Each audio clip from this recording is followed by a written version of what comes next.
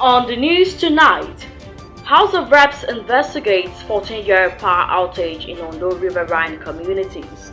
Ondo government intensifies work on road infrastructure. Tax experts commend federal government moves against multiple taxation, seek total overhaul of system. National Emergency Management Agency engage critical stakeholders over impending floods. And from the foreign scene, stranded refugees stuck in desperate condition at Tunisian-Libyan border.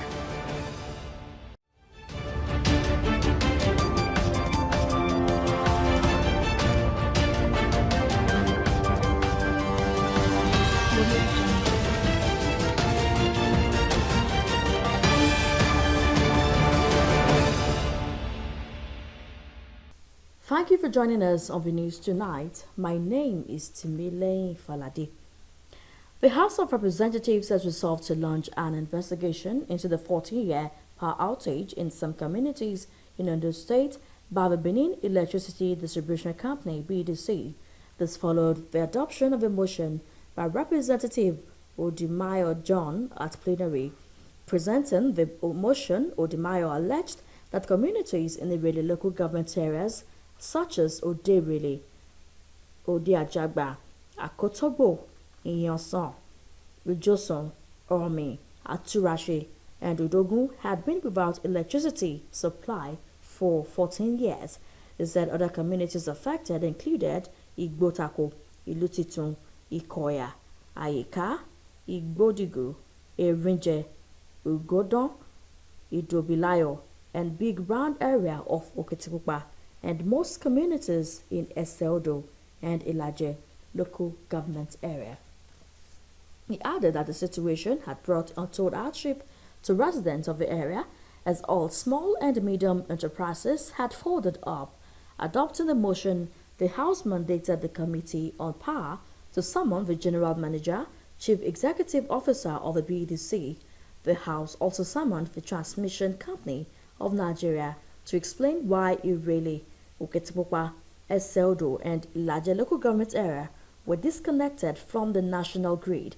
The House also directed that communities disconnected should be reconnected, while the committee should liaise with the National Electricity Regulatory Commission on the quick reconnection of the affected local government areas.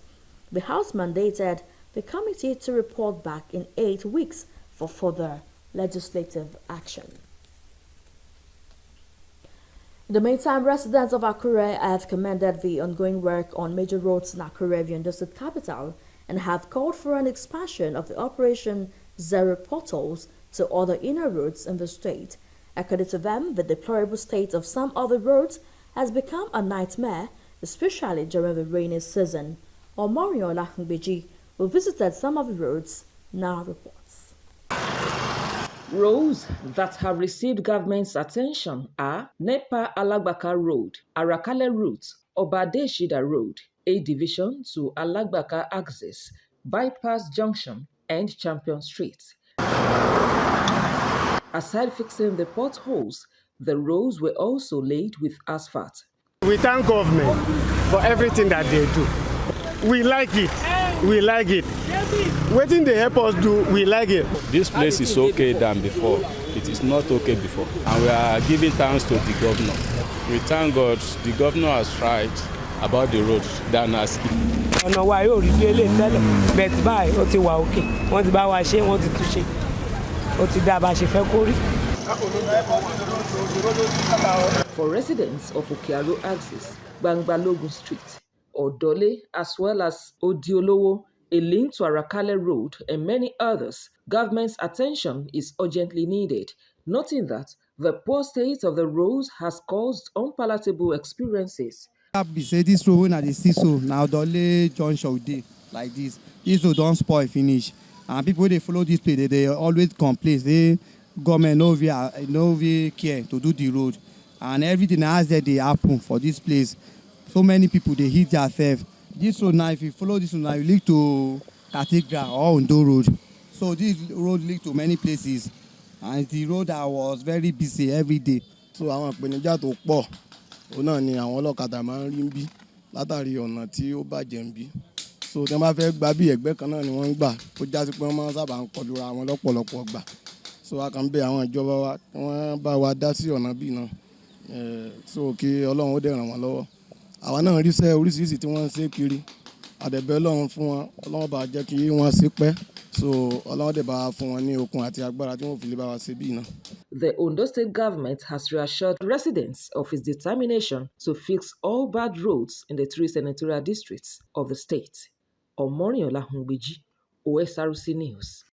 Tax and financial experts have charged President Bola Tinubu and the newly constituted tax committee to overhaul the tax system in Nigeria to meet current realities. The experts who identified urgent need to eliminate multiple taxation, want government to bring more individuals and organizations into the nation's tax net to improve revenue generation. OSRC's Sahid Aribusala in this report examines the recent suspension of some taxes by the president and its effect on Nigeria's economy. With one of the world's largest population and the tag of being the largest economy in Africa, Nigeria still has not so much to show when it comes to the role of taxation in driving the economy. According to reports, Nigeria has one of the lowest tax collection rates in the world at approximately 10.8% of gross domestic product, with only 47% of this year's budget coming from revenues and the rest from borrowing. A tax expert, Idowu Otetubi, believes Nigeria's tax system is faced with multi-layered challenges that needs urgent solving. The Nigerian tax system, if I move into that straight, is such that we have multiple taxation in this country. At the last count, there are about 57 classes of taxes that is being paid across board in the 36 states of the Federation and the Federal Capital Territory. Less than 10 contribute to 92% of the tax collection at any particular time in this country. Some of the taxes that are being paid are obsolete or not, even not in existence, or the variables that are available now are not available. For example, look at the stamp duty tax. In his early days in office, President Bola Tinubu signed 4 executive orders for tax suspension. The Finance Act 2023 from 28 May 2023 to 1st of September 2023. President Tinubu also signed the Customs Excess Tariff Amendment Order 2023, shifting the commencement date of the tax changes from March 27, 2023 to August 1, 2023, and also in line with the national tax policy.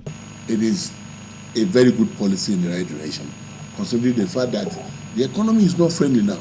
When you see a business, there's what we call entrepreneurial renewal process, ERP. Whatever that will increase the cost of a business, you need time, you need them to plan it so that they will know how it will affect their budget, so that they will know what they are going to do to mitigate the effect. They will know how they are going to change the accounting system.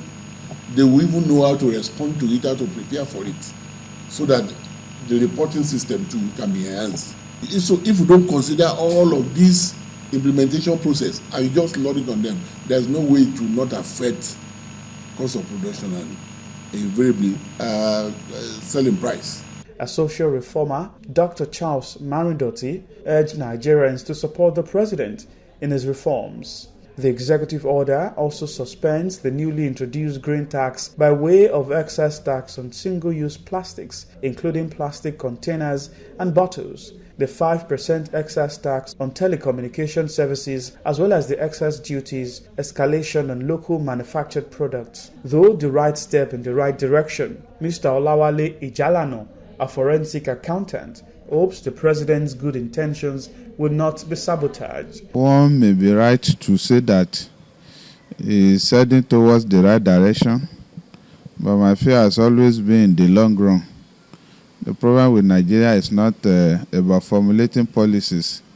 It's about actually maximizing the benefits derivable from such policies. So I pray the mind of the president is not hijacked by selfish aids who will now misuse the privilege that the president might give to them to abuse whatever the president is trying to do. For the tax expert, enhancing automation of tax collection process, blocking loopholes, eliminating multiple taxation, curbing tax evasion and avoidance, and building Nigerians' trust in the process are critical to success. You have so many revenue agencies, revenue collecting agencies. The custom is there, the FRS is there, Revenue Mobilization Allocation and Fiscal Commission is there, the NNPC, and many other agencies. In the view of trying to raise their bar, they introduce so many things to just generate revenue for the government. But the tax practitioners expressed confidence in the ability of Ondo State-born Taiwo Oyedele as the chairman of the newly set up Committee on Fiscal Policy and Tax Reform. The special advisor to the President on Revenue, Zach Adedeji, says the aim of government is to transform the tax system to support sustainable development and achieve a minimum of a 10% tax to GDP ratio within the next 3 years without stifling investment or economic growth. How much of that will be achieved? Time will tell. Sahid Aribisala, OSRC News. A federal high court in Abuja has dismissed a suit instituted by All Progressives Congress Kogi governorship aspirant Smart Adeyemi against the emergence of the candidate of the party, Smart Ododo, at the primary election of the party. The court held that the suit lacked merit and substance to warrant granting request made against Ododo and APC. The living judgment of the suit, Justice James Omotosho, held that Adeyemi's allegations were criminal as he alleged that elections did not hold and that the produced results were forged. He said the applicants needed to prove the allegations of forgery and falsification of results beyond a reasonable doubt. Justice Omotosho therefore dismissed the case for lacking in merit. Meanwhile, Senator Smart Adeyemi has vowed to approach the Court of Appeal to avoid the governorship primary election by the All Progressives Congress in Kogi State. Adeyemi said he was dissatisfied with the judgments given by a federal high court in Abuja, in which the courts upheld the primary election that produced AHMED Ododo as the APC candidate in the Kogi State governorship election scheduled for November 11. He said the trial court failed to properly evaluate the proof of evidence that was placed before it by the parties, insisting that there were inconsistencies in the report that was tendered by the INEC and affidavit that was deposed by the APC. Now, political actors involved in the forthcoming November governorship election in Kogi State have warned against inciting violence before, during, and after the election. Assistant Inspector General of Police in charge of Zone 8, Babatunde Shola, at a stakeholders meeting on election security with a theme, Strengthen Community Engagement towards a violence-free November 2023 governorship election in Kogi State, warned political parties and actors against self-help. It said security agencies would adopt a zero-tolerance approach to snatching ballot boxes, adding that campaigns should be issued based. The AIG promised that security agencies would display the highest level of professionalism during the Kogi governorship election. You're watching OSRC News at 7. We'll take a quick break now. Do stay with us.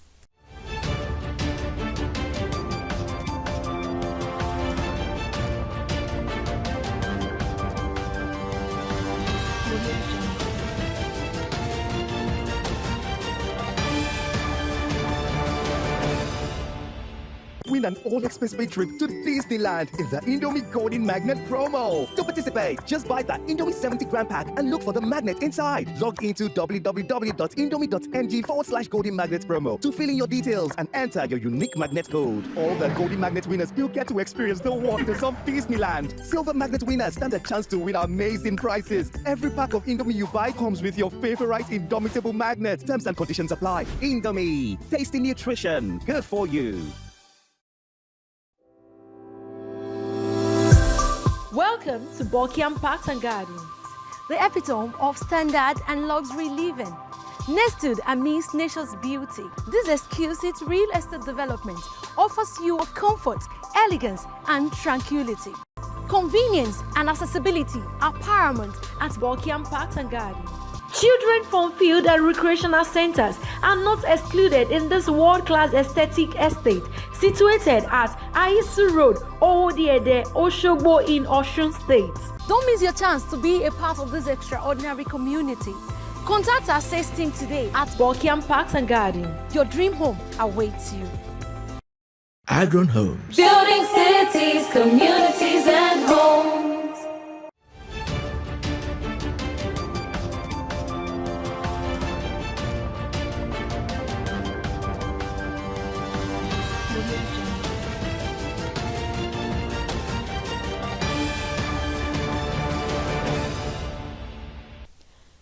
Glad to have you back. You're still watching OSRC News at 7. You can watch us live on our website www.osrc.ng or follow us on Facebook at OSRC TV, and on YouTube you can subscribe to our channel OSRC TV Ondo. The National Emergency Management Agency NEMA has met with the 36 state governors on how to tackle impending floods announced recently by NEMAT. Director General of the agency, Mustafa Ahmed, said the collaboration would reduce the impacts of the flood and prevent deaths. Ahmed, who said the governors were expected to set aside funds to curb the effects of floods, have community volunteers, local emergency management committees, and emergency agencies, added that NEMA will meet the governors halfway to tackle the matters. The Acting Comptroller General of the Nigeria Customs Service, Wale Adeniyi, says not all land borders shut by the federal government across Nigeria in 2018 have been reopened. He said only 6 strategic land borders were reopened in 2021. The customs boss, who disclosed this after a meeting with President Bola Tinubu, said there are ongoing processes to review the situation and the quest to achieve border security and regional integration. According to Adeniyi, the reopening of the borders will be made public. Well, it is not true that all Nigerian borders have been opened. The situation, the status quo ante still existing in the borders. If you remember that the borders were completely shut down 2018 up until 2021-22, when some selected strategic borders were reopened. That is still the situation as we speak, and this was why we had an ad hoc arrangement of a special unit coordinated by the Office of the NSA to enforce that border closure. But as we speak, 4 were initially reopened and 2 more were opened after that, and that is still the situation. There are ongoing processes to review this situation against the objective of the border closure itself, and the processes are not yet completed. And of course, when the borders are reopened, it's not going to be subject of rumor in any way.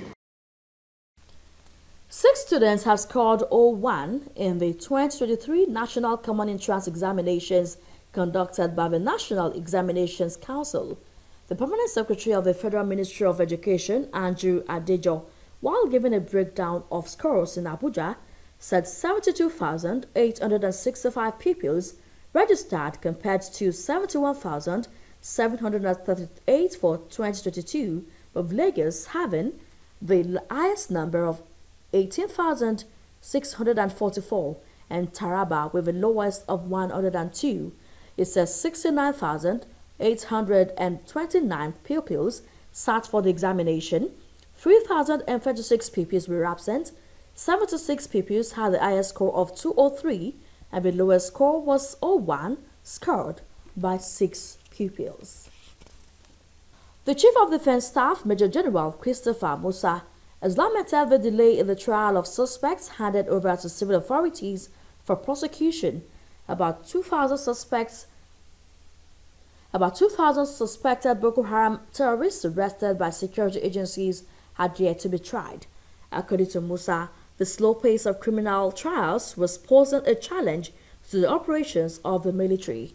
He also said the armed forces plans to review its operational modes, assuring that the military's kinetic and non-kinetic operations will be bolstered to combat insecurity in the country.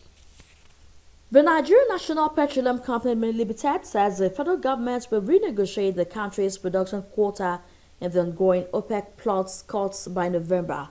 The group chief executive officer, Mele Kyari, said the country was working towards ramping up crude oil production by about 200,000 to 300,000 barrels per day, latest by October, after which it would push for an increased quota at the next OPEC Plus meeting in November. According to Kyari, Nigeria's crude oil production, including condensate, was around 1.3 million barrels per day. And now to the foreign scene. An African refugee stranded along with Tunisia-Libya border has died. He was part of hundreds of people stuck in the remote area for days. The Tunisian government said it transported some of them to locations away from the border, but many remain stuck in desperate conditions. They met us here this morning, almost 50 of us. So they brought us together. The next day said we should leave. All these guys, the Libya police said no, we shouldn't come to their boundary, we should stay here. Next day they went and brought barbed wire. They brought us on the other side, that side. They said they are taking us to Tunisia. Then they said we have phones, we should drop. We gave them our phones, our money and everything. Only for them to turn their vehicle and brought us to this place. And we have been begging them to give us, even if it is little water, just to quench our taste they refuse giving us. Please, they just turn at us at the gutter. I am begging. We need help. Help us. The remains of 30 victims of the Srebrenica massacre in Bosnia and Herzegovina have been laid to rest as thousands of people commemorated its anniversary against a backdrop of surging tensions. 28 years after they were murdered, 27 men and 3 teenage boys, only recently identified through DNA analysis, were buried at a vast and ever-expanding cemetery just outside Srebrenica in eastern Bosnia. The vast majority of people killed by the Bosnian Serb military and police forces in the Srebrenica genocide in 1995 were men and boys. The oldest victim of the genocide was a woman, and she was 94 when she was killed, while the youngest victim, a baby girl named Fatima, lived only for a couple of hours after she was born. In 2011, only a few of Elvir's remains were found. They were identified, and we were waiting until this year in the hope that more would be found, but they weren't, and we've decided to bury him now. I lived here in Srebrenica. The last time I saw my father was on 8 July 1995. He came to visit me. This was the last time I saw him, and this is the first time I meet him again since then to say goodbye. At least now I can come here to mourn him. It's a relief for me. Finally, I know where his remains are. I will know where he is buried. I'm burying my father today, and they keep saying it did not happen. I feel very sad about it. This is very hard for me. And now to sports. FIFA has sanctioned Cristiano Ronaldo's Saudi Arabian club Al Nassr because of an issue involving Super Eagles captain AHMED MUSA. The World Football Governing Body has now banned the club from registering any new signing going into the new Saudi Pro League. Al Nassr have failed to pay Leicester City the money they owe them over Musa's transfer. Musa signed for the Saudi Arabian Pro League side in a €16.5 million deal in 2018. Shortly after impressing at the World Cup in Russia. While the Knights of Naja have paid the transfer fee, they are yet to pay the add-ons, despite the Court of Arbitration for Sports CAS ruling. Before we go tonight, let's take another look at the major stories. The House of Representatives has launched an investigation into the 14-year power outage in some riverine communities in Ondo State by the Benin Electricity Distribution Company, BDC. The House also summoned the Transmission Company of Nigeria to explain why Irele, Okitipupa, Eseodo, and the larger local government areas were disconnected from the national grid. We informed you that Ondo State government has intensified efforts at fixing deplorable roads in Akure, the Ondo State capital. Residents welcomed the move, called on government to expand its Operation Zero potholes to other inner roads in the state.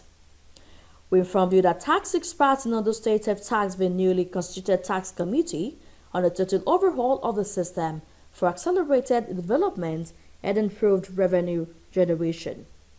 We brought to you also that the National Emergency Management Agency has met with the 36 state governors on how to tackle impending floods announced by NIMET. And from the foreign scene, you heard that dozens of African refugees are stuck along the Tunisian-Libyan border in desperate conditions. And that's the news. Thank you so much for watching. Good night.